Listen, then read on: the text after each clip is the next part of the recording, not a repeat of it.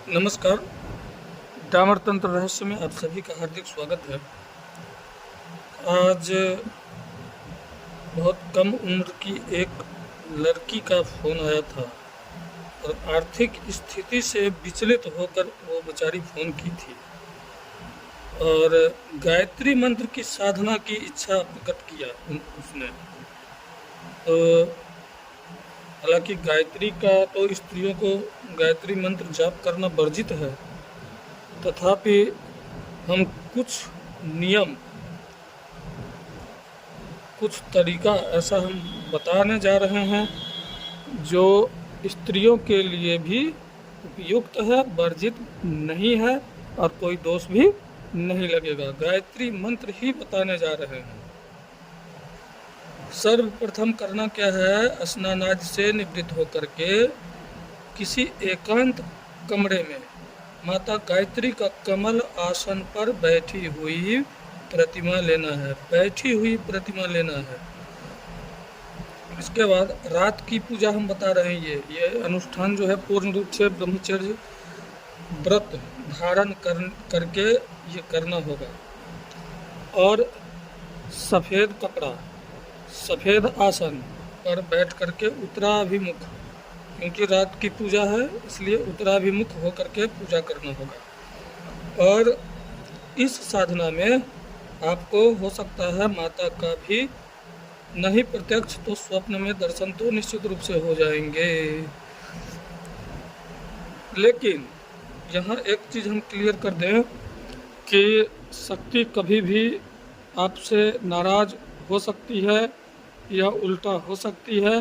किसी के ऊपर गलत प्रयोग कदापि नहीं करेंगे, क्योंकि बहुत से लोग कर देते हैं। इसलिए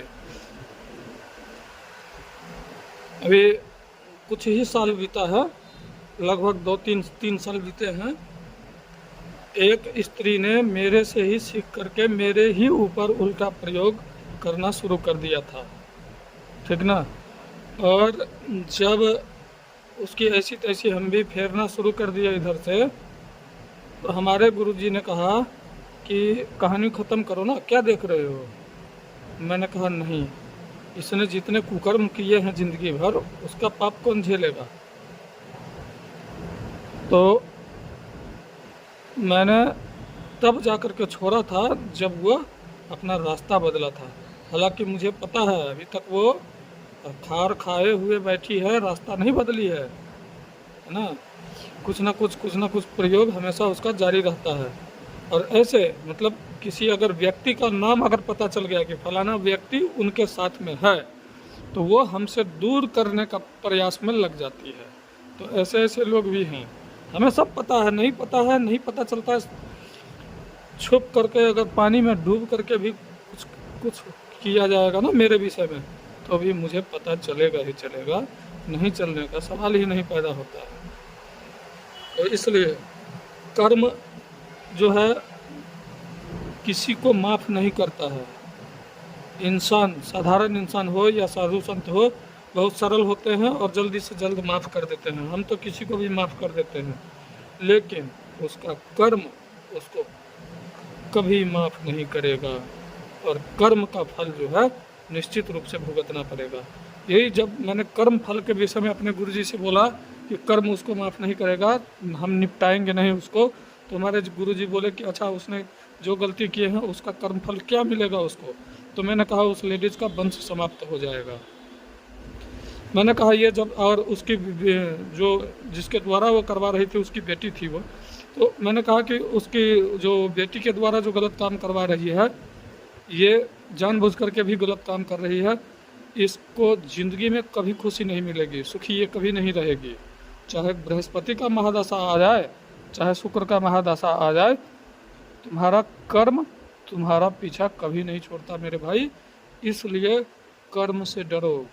अच्छे कर्म और बुरे कर्म में अंतर समझो और कर्म से डरो और अच्छे कर्म करो। और आज नौबत आ गया है वंश समाप्त होने का, और चीखना चिल्लाना ये सब जारी है उसका। तो खैर उसको छोड़ो। अब मैंने तो इसलिए एग्जाम्पल दे दिया है ताकि जो लोग मंत्र को जागृत करके और बड़ी से बड़ी शक्ति को किसी के अहित में लगाना शुरू कर देते हैं सब। इसलिए ऐसा बिल्कुल नहीं करना है। गायत्री संसार की सबसे बड़ी शक्ति है। दुनिया का कोई भी मंत्र गायत्री मंत्र के 16वें अंश के भी बराबर नहीं है, ये भी जान लो। बड़े लोग कहते हैं हम बगलामुखी साधक हैं, तो गायत्री के 16वें अंश के बराबर भी बगलामुखी मंत्र नहीं है। ये हम नहीं कहते हैं, वेद पुराण शास्त्र कहता है भाई, हम कहने वाले कौन होते हैं। और उस लड़की ने गायत्री मंत्र का ही जो है सो कहा था, तो मैं इसलिए दे रहा हूँ उसको। देख बेटा, अगर लक्ष्मी की प्राप्ति करना है तो ओम को हटाओ। ओम को ओम लगा करके जाप नहीं करना है। श्रीं ह्रीं श्रीं भूर्भुवस्वः तत्सवितुर्वरेण्यं भर्गो देवस्य धीमहि धियो यो नः प्रचोदयात्। श्रीं ह्रीं श्रीं नमः। ठीक है, श्रीं ह्रीं श्रीं आगे और फिर पीछे, आदि और अंत में श्रीं ह्रीं श्रीं लगा करके जाप करो। निश्चित रूप से आपको सफलता मिलेगी और माता लक्ष्मी की प्रसन्नता मिलेगी। और ये माता कमलासन पर बैठी दुर्गा गायत्री आपके लिए महालक्ष्मी बन करके आ जाएगी घर में। इसका कम से कम आप जाप करो तो 4 लाख की संख्या में, 4 लाख की संख्या में जाप करोगे ना। अरे 24,000 जाप कर लोगी तो आपका मंत्र भी जागृत हो जाएगा और 24,000 जाप से ही आपको फायदा नजर आना शुरू हो जाएगा।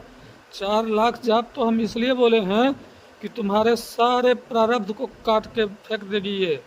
मैंने पहले भी क्या कहा, गायत्री संसार की सबसे बड़ी शक्ति है भैया, इससे बढ़कर कोई शक्ति नहीं है।